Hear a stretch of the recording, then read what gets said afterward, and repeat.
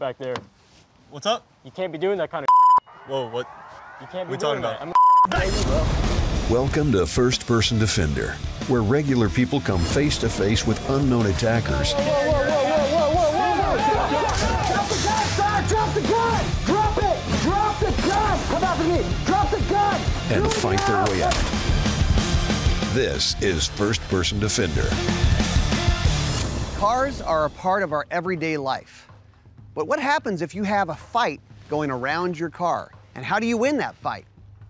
All that right now on First Person Defender. These force-on-force scenarios use training guns that fire non-lethal projectiles. My name is Joey, and I'm from Gonzales, Louisiana. I'm a mechanical engineer. I'm design and development engineer for a company called Ultimate Ballistic Systems. I carry a gun because of my personal safety. I know I'm responsible for myself and those around me. So, my main focus is, taking care of what's important to me. As a concealed carrier, I do not feel an obligation for concern of other people. Like I said, it's more for my personal protection and for my family. I don't believe that I'm trained well enough to handle outside situations. What I expect to happen today, honestly, I have no idea. I'm a little bit nervous. I'm pretty excited to have Joey here. He's been part of First Person Defender before, so he has a little bit of idea how these things go. However, he's still nervous, and he should be. Joey says he's proficient in his handgun skills, and I like that because we are going to be using handguns. I like that he carries concealed all the time. I like that he's concerned about his own personal safety as well as safety of others. So today's scenario is going to be a little bit different than other things we've done. There's only so many ways to put a bad guy with a gun against a good guy with a gun, but this scenario could happen in any street, any parking lot, driveway, or around any car. We're gonna see if Joey has any idea what to do. New from Ruger is the LC Carbine. It's chambered in 5.7 by 28. It's good for a lot of things. Could be for hunting, could be a survival gun, could be home defense. Check out the LC Carbine from Ruger. Attacks happen fast. In this scenario, we utilize the hooded box drill. In the drill, participants have a hood placed over their safety mask. When removed, they find themselves in the middle of a scenario. Joey is instructed that he's headed back to the car after attending a ball game.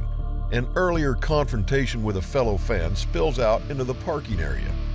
Have things died down, or do things get out of hand? Hood comes off, respond to the stimulus. I'm gonna kill you. Whoa, back! God.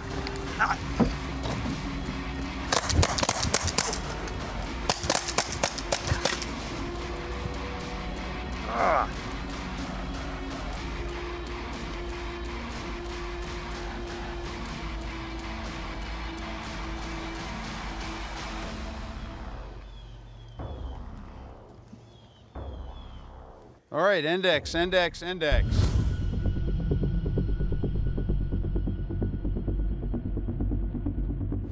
All right, what happened? That was quick. Just before I knew it, I look up, he's there, gun in hand, threatening me. It was everything imaginable. It probably wasn't even a half second before I knew I needed to draw. Did you stand and draw? Or did you move and draw? I moved and then drew. I probably should have done both at the same time. I think I took a step or two before I drew, but that was, immediately was backing up because I knew he was in front of me, and I tried to get around the vehicle to make space. So what was your first thought when you saw the gun? At that point, it was just move and draw as fast as I could. So you took some hits. Yeah, first one right across the arm. You got all that car. How did you end up getting hits? That was before I even got around behind the car, I think. I think I didn't even have the gun fully drawn yet. He had the lowdown on me. So when the threat materialized, you didn't move very fast? No, not fast enough. Okay. So sometimes we got to move before we draw. It'd be great if we could move and draw. Mm-hmm. So when you got behind the car, what were you thinking? Did you think he was going to come after you or what? I figured because he was already moving towards me progressively and he already shot at me and hit me. I'm assuming he was, his threat was obviously legitimate. He was going to keep going. So once I managed to get around the vehicle, kind of get my thoughts together, you know, had my draw complete, and then I was ready to move forward from that point. How'd you end up finishing it? I believe I was standing around the other side of the vehicle and met as we were, and first fired as we were meeting around the back of the vehicle. And then once I saw him back up, I then progressed forward. What if you'd have come continue. around this side while you were looking that way? That was part I could see through the window where he was at one point. Okay. And I mean, I was looking around for any other possible threats also. But I did see him move that direction, so that's why I kind of focus on that area. Yeah, it's super important. I mean, if you can look through the windows and you can watch shadows on the ground, all those things are important. All right, we're gonna do some training. We'll have another run at it, and we'll see how you do. Sounds good. Springfield Armory Hellcat, very popular concealed carry pistol. Now they have the Hellcat Pro in a larger format, but still pretty small, holding plenty of ammo. Check out all the Springfield Armory Hellcat options out there. All right, Joey, we're back out at the scene of the action. We got our bad guy back in place. All right. As soon as I see that threat, that hood comes off, that gun comes up, man, I'm getting out of the way. You did good by looking at him through the window. He starts coming after me. You can just start walking slowly towards me, Andrew. Now, if I stay close to this car, I don't get to see him. If he comes around like that, this might be a bad trade right here. So go back to your position. What I like to teach is I don't like to hug cover, especially when my target's mobile. Because if my target's mobile, I can see him coming from a lot further away if I don't hug cover. So holster that up again. Gun comes up. Threat happens. I'm watching him through the window. I'm gonna back up here. I can see him coming. Drop the gun, drop the gun, drop the gun. Man, I got no shot because he's holding that gun up in front of his face. He's using pretty good tactics on me. This guy's hunting me around my car. If he wasn't so tall, I might not even be able to see his head. Now, I could see his head, but he could also see my head. So I've got to get low. I can watch him through the windows. Now, I can try to shoot through the windows, okay? But my first couple rounds are probably not going to do anything. And God knows where those bullets are going to go. How many times did I hit you in the shins? You hit me once. All right. Took me a little bit because he's walking and moving. All right, but down on the ground, got a pretty good spot there. So the gun comes up. I'm gonna go through this slow. You're just gonna start do your walking. He starts coming at me. I see him down there. I walk. And from here, if I needed to, if I still see him moving, I could shoot him again. I mean, I know he's got a gun. He's already threatened to kill me, and he's coming after me. You wanna try it? I guess so. Okay, let's do the first one where we create a little bit of distance. And you tell me what you see as he comes around that car. All right. And I want you to do what you did the first time. Get around that corner, get your gun out, and think about creating distance and tell me how much more you can see. Now, Yep. A lot better. Little better angle, you can see a lot more of him as he comes hunting for you. I could see his whole body all the way through the window. Like I said, because I could keep eye contact on him the second I knew exactly when he was coming across that angle. All right, so just for fun, let's try urban prone and let's shoot him in the legs again. So if you dive down onto your right side, you tell me what you can see of his feet. So you dive down into there. Are you able to shoot from there if you switch eyes and bring the gun down? Actually, I can. This car's tall enough. Stand back up. Gun's in your hand. Kind of do a home run slide that way. Andrew, walk back across again. Plug him this time. Plug him. Did I get you once? So Not an easy which shot. side was easier? Probably my strong arm down. Yeah. I can get the gun a little lower and get a bigger picture. So for me, I know that I need to, when I shoot urban, I need to fall to my right so that I can shoot my best way. But I can do it from the other side if I had to, all right? But you know that you want to fall down to your left side if that's the way you want to shoot it. new from Safariland, it's the Schema holster. And this one is perfect for concealed carry. It's a minimalist design, but it also secures the firearm in a proper and safe way. Easy to carry all the time, very adjustable to fit what you're wearing, how you're dressed, how you're carrying. So check out the Safariland Schema holster.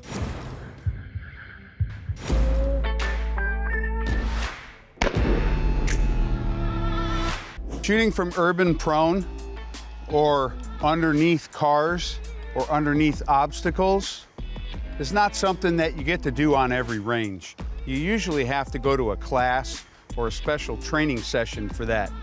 But I want to show you how I do this, and I'm going to use this VTAC barricade. You can see there are different size holes on the bottom of the barricade.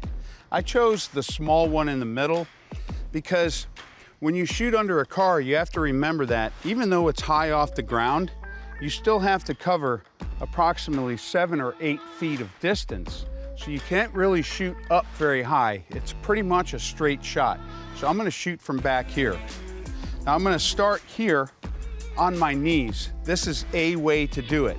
The neat thing about doing it from your knees is that I can get up quickly. I can pop to my feet and I can move. So I'm gonna load up and I'm gonna do it this way first. The second way is gonna be laying down and laying on my shoulder. So the first thing I'm on my knees. I'm gonna drop to my head and I'm gonna roll to my shoulder. So I drop to my head like a tripod and I'm gonna roll over to this shoulder. From here, I'm super stable and I can make shots.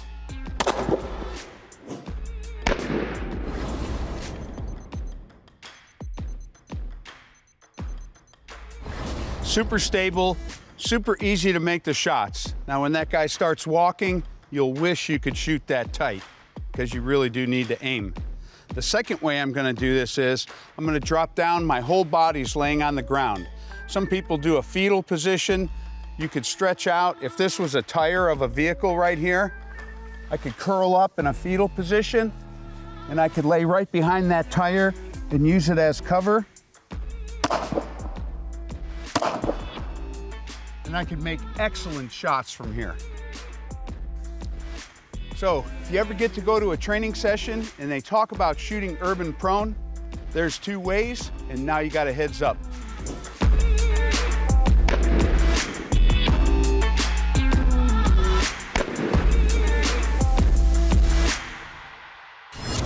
First Person Defender brought to you by Ruger, Safariland, and Springfield Armory. Joey is confronted once again at the ball field. Has he learned enough to escape without incident, or will he make a fatal mistake? Some bullshit back there. What's up? You can't be doing that kind of. Whoa, what? You can't be We talking doing about? that. I'm gonna you, bro.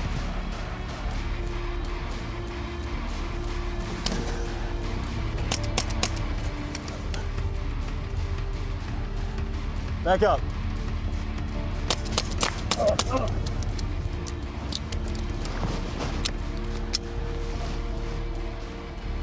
Don't move.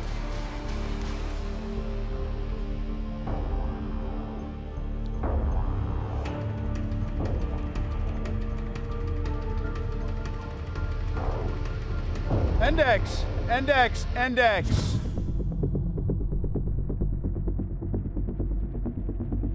All right, man, tell me what happened. Getting in my vehicle, and a guy had said something to me. I didn't hear him.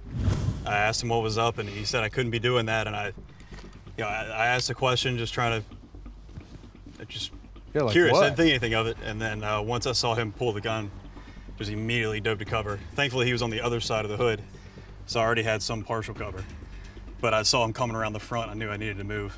So you knew he was coming around the front. How'd you know? As I was moving, I caught a glimpse of him walking. It was while I was still getting cover, and then looked through the window and I could see which direction he was moving. Then what did you do? Oh, I don't remember. I I mean, he was moving pretty fast, and I don't think I quite had my gun up, I think, and I went ahead to just kept moving because I knew which way he was moving. And once I had a second to collect where he was, I had an opportunity under the vehicle. I have no idea if I hit him, but I just saw he kept moving, but at least I knew where he was. And once I knew I was about to lose picture of him, that's when I backed up from the vehicle and took that corner. So I couldn't see what happened on this side of the car. So when you went to shoot him from under the car, which style did you use? I ended up sliding down and laying down with strong arm down. And I just naturally, some reason, that's where I went.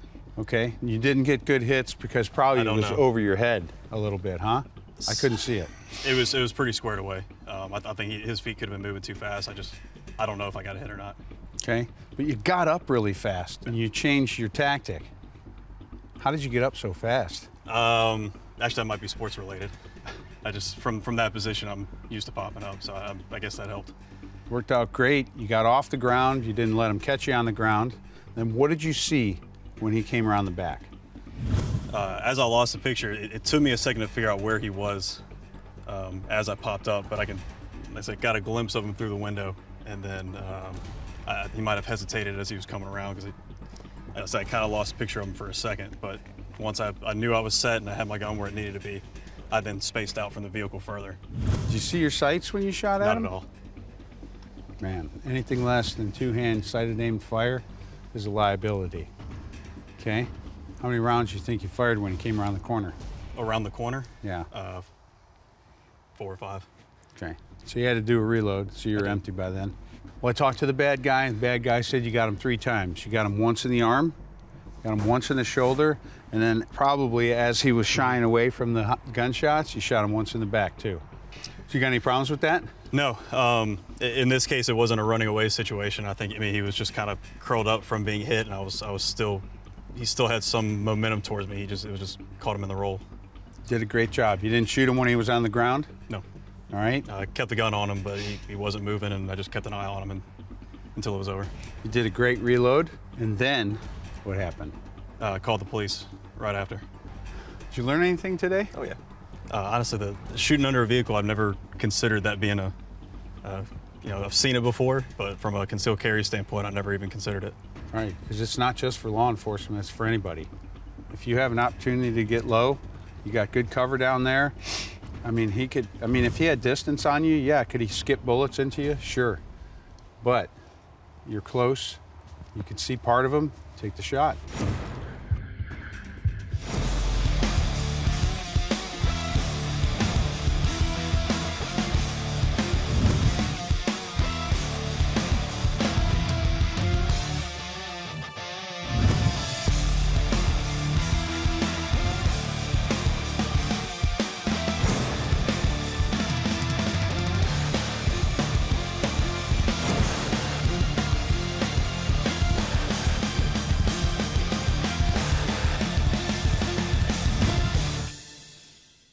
Hey, thanks for watching First Person Defender. Did you know there are more ways to follow what Gun Talk's doing?